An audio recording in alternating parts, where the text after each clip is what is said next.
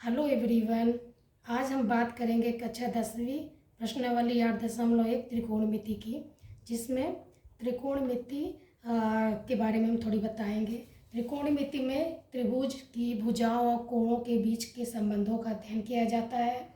इस प्रश्नावली में हम एक समकोण त्रिभुज की भुजाओं के कुछ अनुपातों का उनके न्यून कोण के सापेक्ष अध्ययन करेंगे, जिन्हें त्रिकोणमिति अनुपात कहा जाता है। अब हम बात करेंगे पाइथागोरस प्रमेय की। तो पाइथागोरस प्रमेय किस समकोण त्रिभुज पर ही लागू होता है, जिसका एक कोण समकोण मतलब 90 डिग्री का होता है। ठीक है, तो पाइथागोरस प्रमेय क्या कहता है कि किसी समकोण त्रिभुज में कर्ण का वर्ग, ये कर्ण होता है, ये लंब होता है और ये आधार होता है। तो ये जो सीधी भुजा है इसको हम लंब, इसको आधार और इसको कर्ण कहते हैं।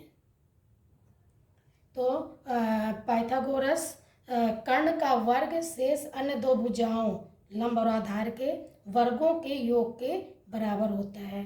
तो पाइथागोरस प्रमेय में इसकी परिभाषा हो गई, किसी समकोण त्रिभुज में, किसी समकोण त्रिभुज में कर्ण का वर्ग शेष अन्य दो भुजाओं के वर्गों के योग के बराबर होता है। तो इन प्रश्नावली के सवालों में पाइथागोरस प्रमेय का ही उपयोग होगा। तो ये फार्मूला होता है, कर्ण का वर्ग बराबर लंब का वर्ग धन आधार का वर्ग। ठीक है, अब त्रिकोणमिति अनुपात 6 होते हैं। कौन कौन से? साइन हो गया, sine theta, cos theta, tan theta, और इसी के अपोजिट होते हैं साइन का कोसेक होता है, थीटा होता है, कॉस का सेक होता है और टेन का कॉट। ये 6 त्रिकोणमिति अनुपात होते हैं। अब हम इसका पहला सवाल निकालेंगे। पहला सवाल है, त्रिभुज ABC में जिसका कोण B समकोण है, AB बराबर 24 सेंटीमीटर और BC बराबर 7 है, तो निम्न का मान ज्ञात करिए। साइन है, कॉस है और साइन C कॉस C। तो हम पहला सवाल निकालेंगे। तो इसमें हम बना लेंगे त्रिभुज ABC। तो ये B समकोण त्रिभुज है, मतलब 90 डिग्री का कोण है B।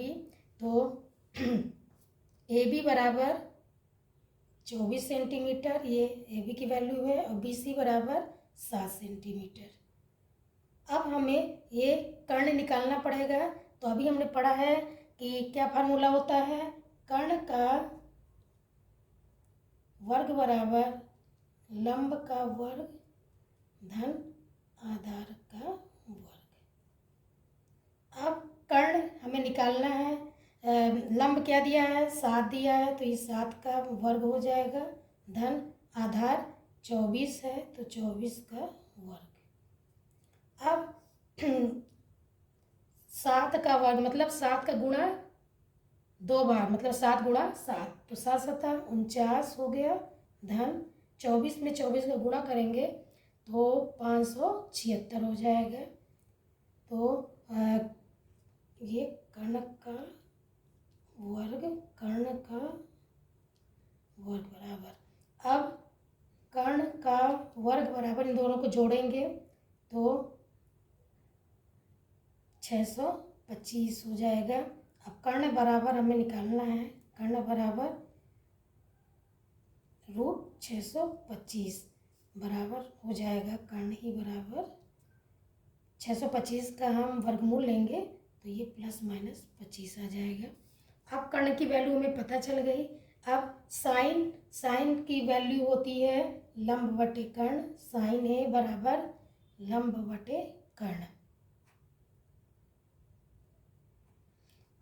इसमें साइन ए का लंब बटे कर्ण, तो लंब कहाँ है, ये है, लंब हो गया 7 और कर्ण हो गया ये 25, तो ये 25 यहाँ पर लिख देते हैं 25, तो 7/25, तो ये साइन ए का मान आ गया। अब कॉस ए है, तो कॉस ए का फार्मूला होता है आधार बटे कर्ण, तो आधार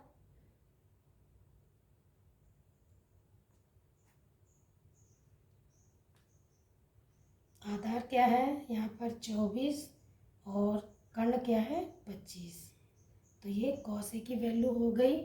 अब इसी प्रकार दूसरा सवाल निकाल लेंगे, साइन सी कॉस सी। तो पहले हम साइन सी की वैल्यू निकालेंगे। साइन सी बराबर होता है लंब बटे कर्ण, तो अब यहाँ पर साइन सी निकालना है, मतलब ये कोण निकालना है हमें, तो इससे जो लगी हुई भुजा है तो ये आधार हो जाएगा और इसके सामने वाली भुजा लंब हो जाएगी। ठीक है, तो अब हम साइन सी निकालेंगे, तो साइन सी बराबर लंब क्या हो गया, इसके सामने वाली भुजा ये लंब हो जाएगी, तो ये 24 हो गया और कर्ण 25 है, तो 25, तो साइन सी बराबर 24/25। इसी प्रकार कॉस सी का भी मान निकालेंगे। कॉस सी में आधार बटे कर्ण होता है, तो आधार क्या हो जाएगा, ये हो जाएगा, तो आधार 7 है और कर्ण क्या हो जाएगा 25। तो इस प्रकार हम ये सवाल हल कर लेंगे। ये मेरा वीडियो यदि पसंद आता है तो लाइक, शेयर और सब्सक्राइब भी कर लीजिए। अब अगले सवाल के लिए फिर कल मिलते हैं, तब तक के लिए बाय।